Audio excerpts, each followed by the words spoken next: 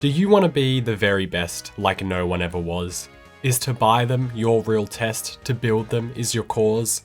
Well, if that sounds like you soon can, as it was announced a few months ago that LEGO Pokemon is officially happening in 2026. So what's up LEGO fans, it's LEGO Man Cam, and in this video I'll be going over everything we know about LEGO Pokemon, but more specifically discussing how this will undoubtedly change the LEGO landscape forever. To begin, I'll quickly discuss what we concretely 100% know thus far. Before I start the video though, I do want to clarify that I am a lifelong Pokemon fan, and honestly, this is something that I never even thought would be a possibility. I've been collecting Pokemon cards and a fan of the game series since I was 9 or so I hope that I can discuss this topic with some solid background knowledge, and after all, I am level 50 in Pokemon Go as well. So on March 18th of this year, the news dropped that LEGO Pokemon sets would be coming in 2026 through a very short announcement featuring this 15-second teaser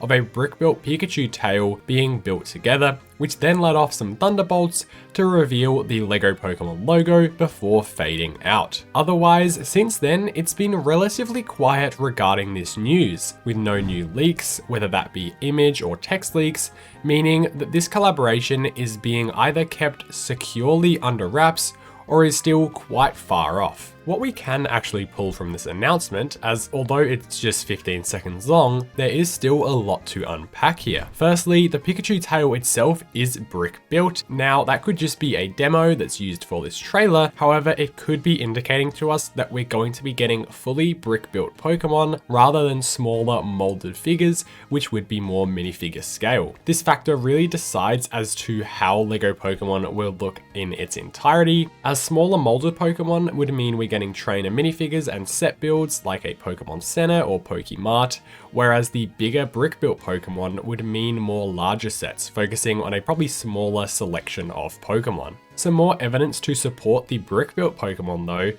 is this short description on the official Pokemon website, which states, the LEGO Group will be bringing the most loved Pokemon to life in a brand new way, meaning that only a small selection will probably be made, at least in the first wave. Of course, it's going to be completely impossible for LEGO to make all 1025 plus Pokemon in their different forms and appearances. However, if these Pokemon were to be fully brick built, they wouldn't be able to have as many different Pokemon be made, since each one's probably going to require its own set. As Pokemon is a Nintendo franchise, we've seen a few different themes from this partnership already, the most obvious being Mario, which is famous at this point for totally refusing to make minifigures. But then we've seen something like the Legend of Zelda set, the Deku Tree, which showed us just how stunning Nintendo minifigures can truly be. Personally, I would love to see the minifigure approach, with sets like this Pokemon Center that I mentioned before,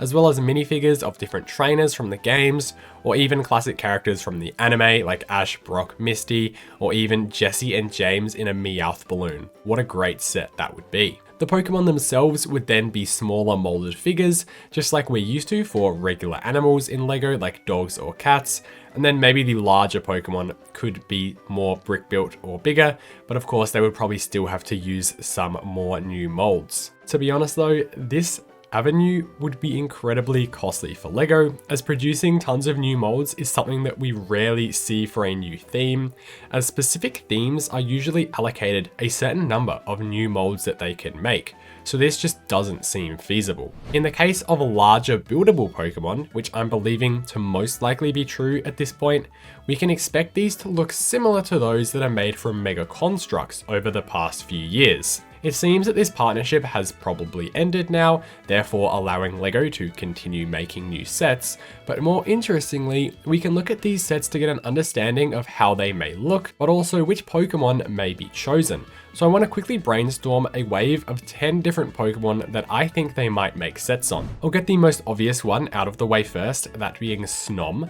I'm only joking. Of course, the first Pokemon they would make would be Pikachu, which we've already seen they're going to make in the teaser. Next, I think is almost a guarantee that we see the original 3 starters, so Bulbasaur, Charmander, and Squirtle, as they're just too iconic not to be made. Following on from there, I think we see sort of a collection of fan favorites, primarily from Gen 1, with those being Charizard, Gengar. I could see Mew and Mewtwo being made as well, which should sort of bring us to a total of 8 figures. I'd also expect to see an Eevee figure, as Pokemon has kind of positioned Eevee as the secondary mascot behind Pikachu, sort of ever since we got the Let's Go games on the Switch. That of course leaves one more spot, which I wanted to include a Pokemon that's not from Gen 1, because personally I'm not even the biggest Gen 1 fan. I like Gen 5 personally, but this one is one from Kalos, which I would have to give to Greninja, who's just become so beloved over the 12 years it's existed. And as we know, LEGO loves customization in their sets,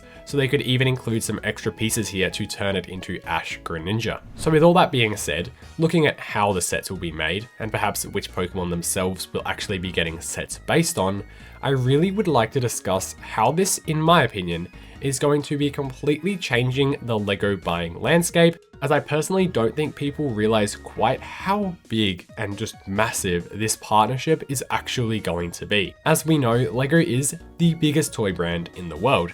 They've overtaken both Hasbro and Mattel, who would be other frontrunners, which is no mean feat. I mean, LEGO makes one type of toy. They just make Lego.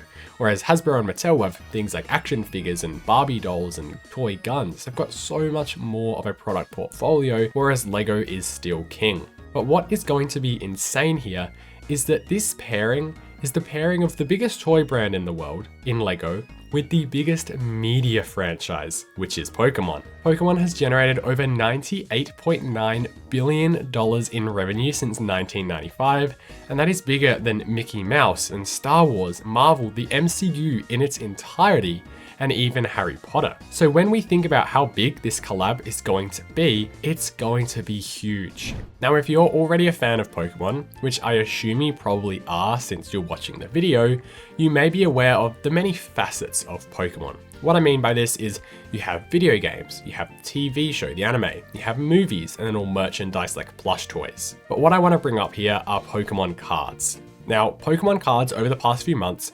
primarily through to the end of 2024 to now, have been going absolutely insane. What I mean by this is there is an insane scarcity of products created by just an obscene demand, making Pokemon cards feel like an extreme luxury in 2025. If you want to buy any new set of Pokemon cards these days, you need to line up outside of a store on release day in order to just get any. And there are harsh purchase limits, such as just a couple of packs per person. The reason this environment has been created is of course due to the demand and supply inequity, which is making the resale price of brand new packs that you can go to the store and buy be worth more than double, sometimes triple their MSRP. And personally, this is not something that I want happening to LEGO. Earlier this year, I discussed the idea of LEGO scalping, where people were buying up all of the Wolfpack minifigures that they could find to sell them on Facebook Marketplace and other online sites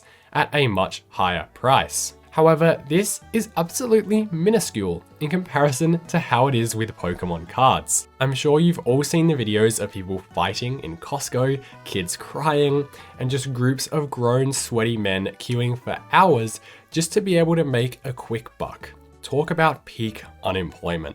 So for me, my only concern here with LEGO and Pokemon's collaboration is what impact this could have on the LEGO hobby. Of course, we could look at Pokemon and Mega Construx's collab and deem this to not be a problem, considering those sets are still readily available today and didn't really cause too much of a stir in the Pokemon community. However, with LEGO's popularity, I really think this could be different. So will this collaboration have minifigures and smaller molds of Pokemon, or will we get brick built ones? Please let me know your thoughts in the comments below, and I will see you in the next one.